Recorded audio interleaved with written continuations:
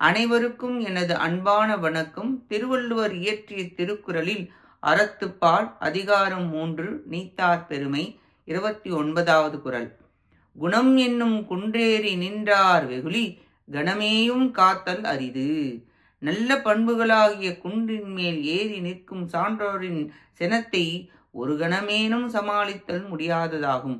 க்ஷணப்பொழுது என்றிருந்தாலும் தடுத்தல் அரிது. துறவிகளுக்கு கோபம் வருமா என்றால் வராது.